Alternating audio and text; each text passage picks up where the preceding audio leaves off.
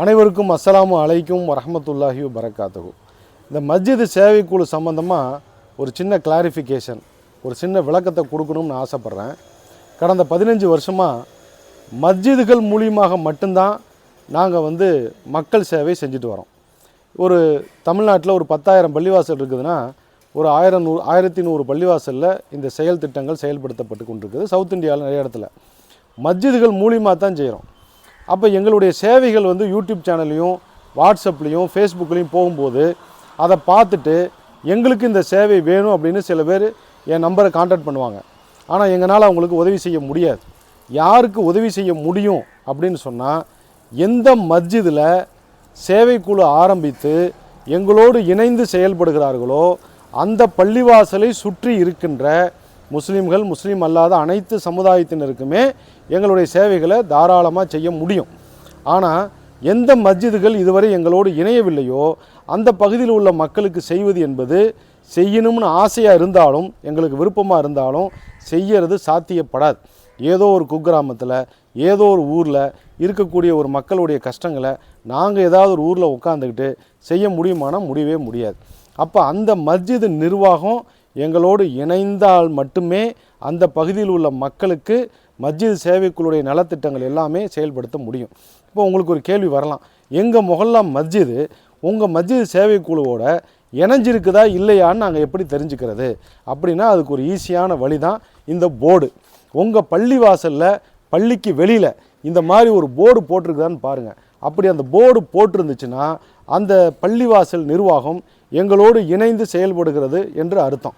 இப்போ உங்கள் ஊர் பார்க்குறீங்க, உங்கள் ஊர் மஸ்ஜிதில் போய் இப்படி ஒரு போர்டு இல்லை அப்படின்னா எங்களோடு அவர்கள் இணைந்து செயல்படவில்லை என்று அர்த்தம். அது என்ன விஷயம் அப்படின்னா, அவங்களுக்கு இப்படி ஒரு அமைப்பு இருக்கிறதே தெரியாது. அப்போ நீங்கள் என்ன செய்யணும், அந்த மஸ்ஜிது நிர்வாகத்திட்ட போய் இந்த மாதிரி ஒரு அமைப்பு செயல்பட்டுக்கிட்டு இருக்குது உங்களுக்கு தெரியுமான்னு கேளுங்க. தெரியாதுன்னு சொல்லுவாங்க. நீங்களும் ஆரம்பிங்கன்னு சொல்லுங்கள். அவங்கள அந்த நிர்வாகத்தை எங்களை கான்டாக்ட் பண்ண சொல்லுங்கள். நாங்கள் போய் அந்த ஊரில் போய் இந்த மஸ்ஜித் சேவைக்குழு ஆரம்பித்து அந்த நிர்வாகத்தின் மூலிமா அவங்க எல்லாத்துக்கும் நல்லது செய்வோம்.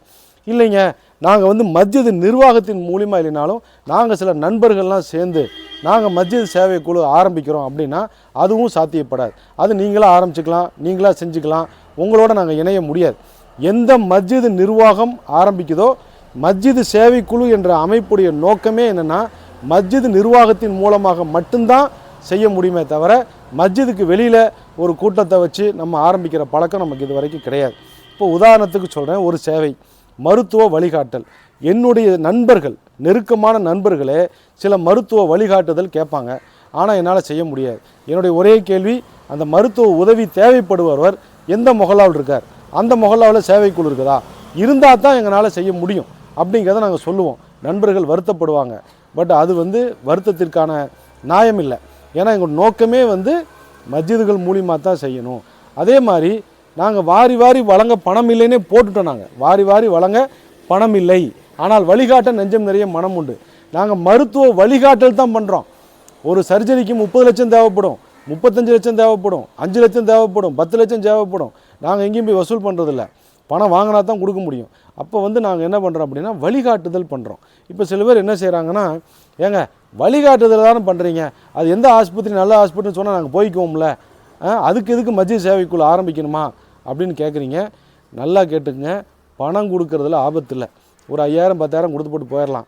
ஆனால் வழிகாட்டுதல், கல்வி வழிகாட்டுதல், மருத்துவ சேவைக்கு வழிகாட்டுதல், தொழிலுக்கு வழிகாட்டுதல், ஹலாலான முதலீடுகளுக்கு வழிகாட்டுதல் என்பது தான் ரொம்ப ரிஸ்கானது.